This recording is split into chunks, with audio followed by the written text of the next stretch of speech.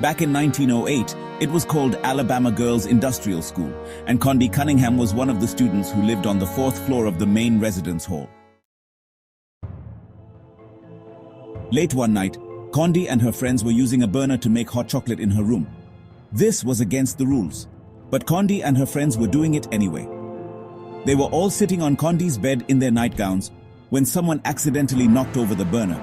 The bed caught fire, and so did Condi Cunningham's nightgown. She began to panic and ran down the hallway screaming for help. Now, as most people know, running is the worst thing you can do when you're on fire. You're supposed to drop on the ground and roll around. But unfortunately, Condi didn't know that. She ran up and down the hallway screaming for help, and this only fanned the flames. The flames grew larger and larger, completely consuming her body.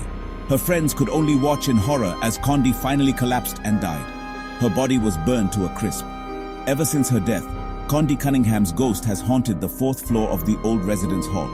Students living on that floor have reported hearing the horrifying screams of a girl echoing through the hallways. Others have heard footsteps running up and down the hall when no one is there. Some have even heard a girl's voice crying, "Help me." Late one night, a girl who was staying in Condi's old room heard noises outside her door. When she opened her door, she was shocked to see a fiery apparition running down the hallway, its body burned and blackened as flames blazed around it like a human torch. When the girl went back to her room, she saw her bed was on fire.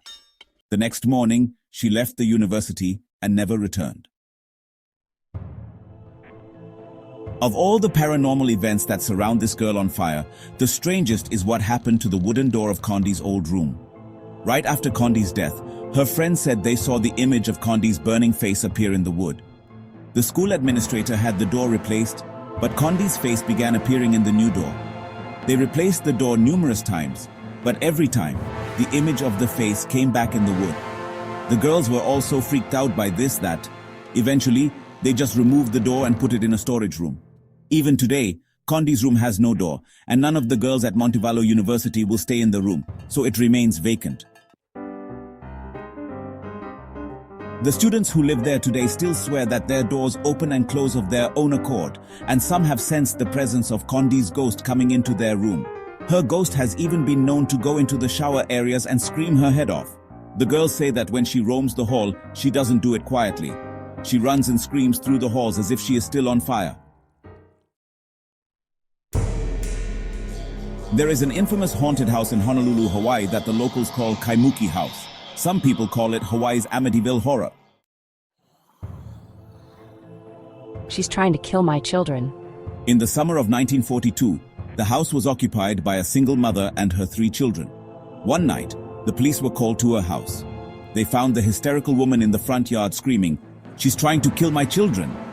When they entered the house, the police officers stumbled onto a scene that they would never forget. The 3 children were being thrown around the room by an invisible force. The officers watched for over an hour, unable to do anything, as the children were beaten and strangled by the unseen entity. The incident was on the front page of the local newspaper headlines for several days. Years later, 3 girls were sharing the house. One night, they started to hear strange noises. It sounded like someone was moving around and talking. One of the girls felt an invisible hand on her arm. They called the police. When an officer arrived, he found the 3 girls standing outside the house with a look of sheer terror on their faces. The girls decided to go and stay with one of their mothers, and the policeman decided to follow them to make sure nothing happened. However, on the way, the police officer saw the girl's car pull over into a parking lot. The girl in the front seat was struggling with something invisible that was trying to strangle her. When the policeman jumped out of his car and tried to rescue the girls, he felt a strong, calloused hand grab his arm and twist it. Suddenly, the door of the vehicle flew open and the girl was thrown out onto the road. She was clawing at her throat as if someone was choking her. They were unable to do anything to stop the attack and were forced to watch as the woman was strangled to death. In 1977, a Japanese couple moved into the haunted house in Kaimuki. They didn't know anything about its history. On their first night in the place, the wife woke up at midnight because the bedroom was very cold. When she looked around, she was horrified to see a ghostly white figure floating in midair. It was a woman with no arms or legs. When the wife tried to wake her husband, the figure disappeared. The next day, the couple was so disturbed by the apparition that they contacted a priest. He advised them to make offerings of bread and water to the spirit every night. He said it was a kasha, a Japanese demon, caused by some horrible murders that had occurred in the house years before. After repeating the ceremony every night for a week, the couple never saw the horrific spirit in the house again. These stories are just the tip of the iceberg. They say the cause of the haunting was a series of terrible murders. Many years before, a Japanese immigrant lived in the house with his wife and 2 children. Apparently, the husband killed his wife, his son, and his daughter. He chopped up the bodies and hid them on the property. The police discovered the corpses of the wife and son buried in the garden, but the daughter's body was never found. They say her corpse is still hidden somewhere in the house.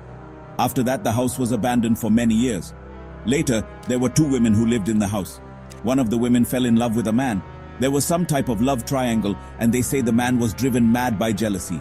He murdered both of the women and then committed suicide in the house. The bodies of the 3 people were found inside the home after a few days.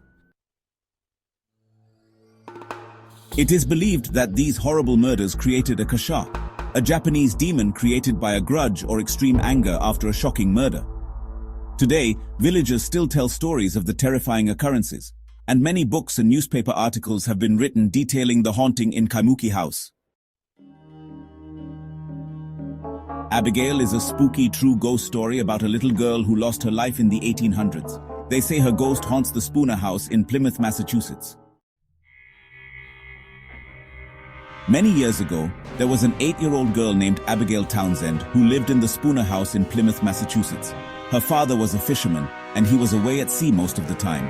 Abigail never had a good relationship with her mother, but whenever her father left, things got much worse.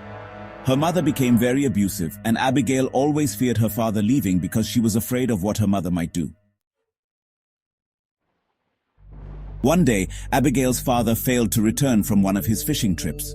Abigail's mother blamed the poor girl for her father's disappearance and took her anger out on the child. One night, poor Abigail died under mysterious circumstances. Her mother said that it was a bad tooth that killed her daughter. She claimed that Abigail's toothache turned into an abscess and the infection spread throughout the child's body, killing her. Many people refused to believe her story. They suspected that Abigail's mother had brutally murdered her own daughter, stabbing the little girl to death in a fit of rage. Ever since that time, the ghost of little Abigail has haunted one of the upstairs bedrooms in the Spooner House. Many people claim to have seen her ghostly figure peeking out of the top window and playing with the window shutters.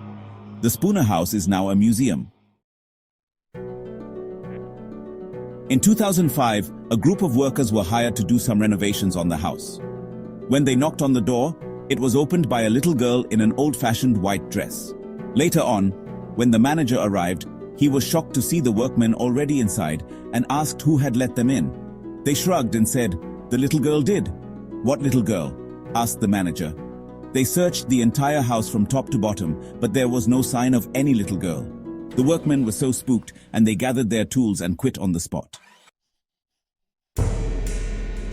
One woman, who used to live in the house next door, said she woke up one night to find Abigail standing at the foot of her bed.